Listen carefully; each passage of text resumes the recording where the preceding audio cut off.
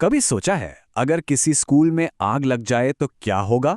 बहुत ही डरावना ख्याल है ना?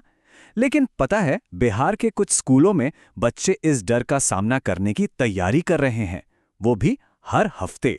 चलिए आज इसी अनोखे प्रोग्राम के बारे में जानते हैं, जो न सिर्फ बच्चों को हुनर सिखा रहा है, बल्कि जाने बचाने की नींव भी रख रहा है। स्क्रीन पर जो ये कैलेंडर दिख रहा है, ये कोई आम स्कूल कैलेंडर नहीं है। ये बिहार के सुरक्षित शनिवार प्रोग्राम की जान है। सोचिए, हर शनिवार को स्कूल में क्लास तो लगती है, लेकिन उस क्लास का टॉपिक होता है आपदा से कैसे बचें। ये सिर्फ किताबी बातें नहीं हैं, बल्कि ये जिंदगी बचाने वाले प्रैक्टिकल स्किल्स हैं। तो सवाल उठता है कि आखिर ये सुरक्षित शनिवार है क्या? ये मुख्यमंत्री विद्यालय सुरक्षा कार्यक्रम का ही एक बहुत जरूरी हिस्सा है।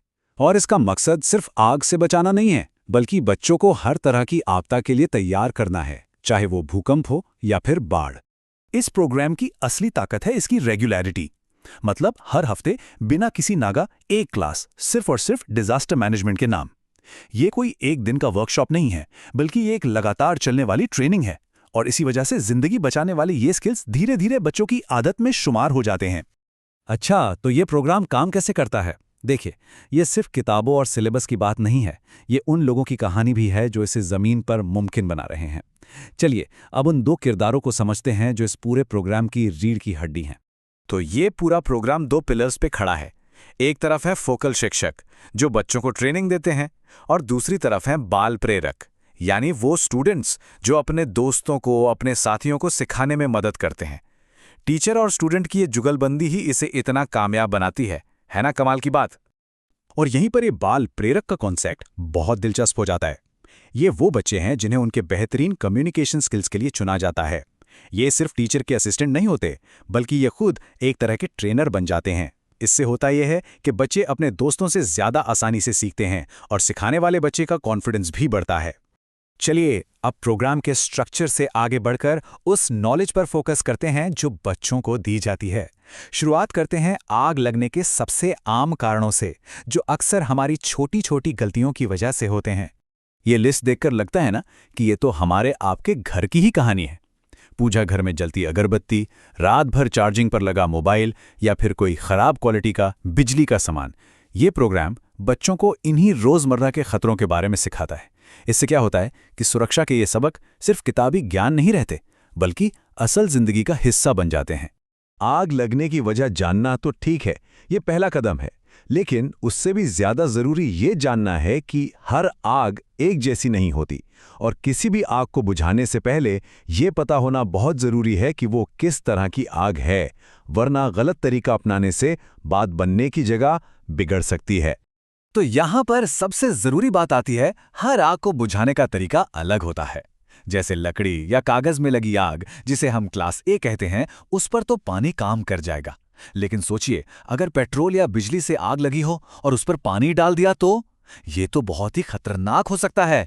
ऐसी आग के लिए फोम, ड्राई पाउडर या CO2 जैसे अलग अलग एक्सटिंग्विशर चाहिए होते हैं।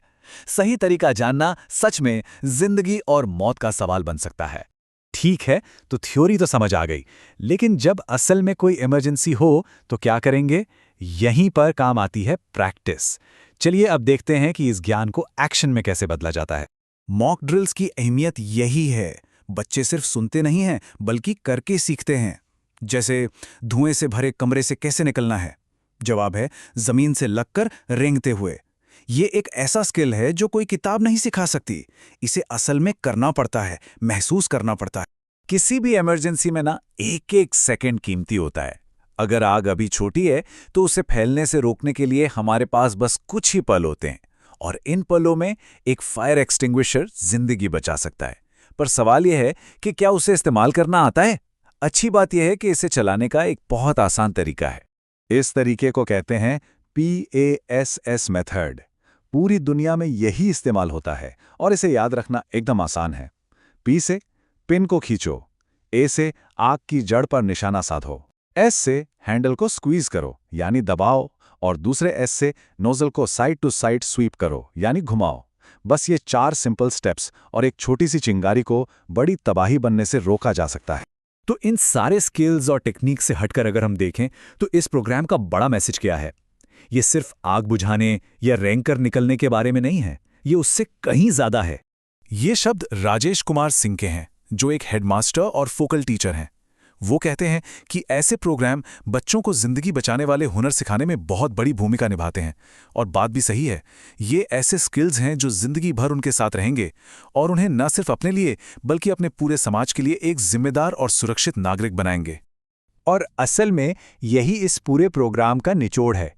इसका मकसद सिर्फ जानकारी देना नहीं है, बल्कि एक पूरी की पूरी मानसिकता बनाना है। एक ऐसी पीढ़ी तैयार करना जो खतरों को पहचाने, उनसे निपटने के लिए तैयार रहे और किसी भी मुश्किल के बाद दोबारा उठ खड़ी होने का जज्बा रखे।